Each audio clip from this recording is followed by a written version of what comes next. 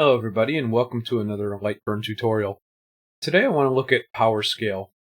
Power scale is an option that the developers at LightBurn gave us that allows us to override the power for a given shape on the screen. So let me show you an example of where this would come in handy. And I'm going to create a basic power scale calibration card like you would use for testing out new materials. So I've got a square on the screen here, and I'm going to grid this out, and we'll go 5 wide and 2 down to give us 10 squares. So all 10 of these squares are on a single layer right now, and so they would all follow speed 12, power 50. And actually, let me go ahead and change that. I want to do a scan. Let's say 300, and I want to move that to 100. So you can see here 300 speed, 100 power. That right now applies to every square you see on the screen here. But what I want to do is I want to change these so that this square is 10%, this square is 20%, 30%, and so on until the last square is 100% burn. So what I can actually do, instead of creating a different layer for every one of these, is I can click on the shape and go over here to Shape Properties. Now Shape Properties, you're going to notice a power scale setting. This will allow me to override the power scale as it's shown on the main screen, and what it will do is it will actually give me a percentage of that. So in this case, if I set 10 here, it's going to be 10% of 100. If my max power here was only 50, it would be 10% of 50, so 5% for example. So you can see that it allows me to take every one of these shapes and apply that custom power scaling to it without changing my layer settings. I'm just going to stop there. You get the idea. But I would go through and set up each of these as, 10, 20, 30, 40, all the way up through 100. So if we look at our cuts layer again, what this allows me to do is I can burn this right now, and it would give me a nice power scale on the screen at 300 millimeters a second.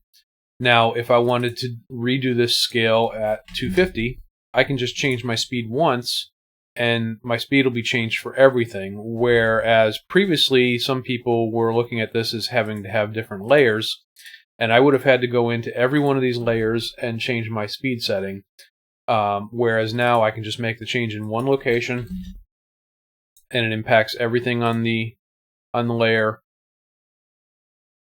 If I wanted to drop my max power to 80, so 80 would become my max. So if I'm over on my shape properties, this would now be 10% of 80, and 20% of 80, and 30% of 80, and so on.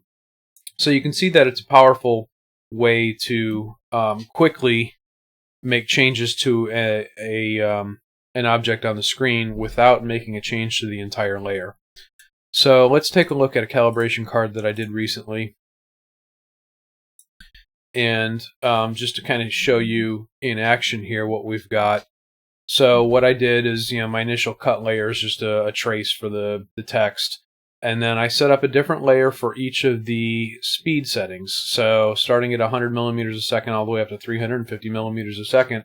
Every one of these is its own individual layer all the way across, and then every one of these squares runs a different power scale from 100 all the way down to 10. And what I did is I actually created one row, and then I gridded that down, and it took all the settings with me. So just wanted to kind of give you a little overview of how power scaling worked and how you can access it and kind of what it can do for you. So hopefully this will help you guys, and as usual, if you have any questions, please feel free to leave them in the comments below, and I'll do my best to answer them, or head on over to the LightBurn software support group on Facebook and drop your questions there.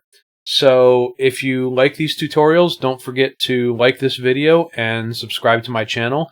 I will put out videos on a semi-regular basis as some of these topics come up in the support forums, as well as trying to backfill some of this into the documentation as we go along. So hope you enjoyed this, and until next time.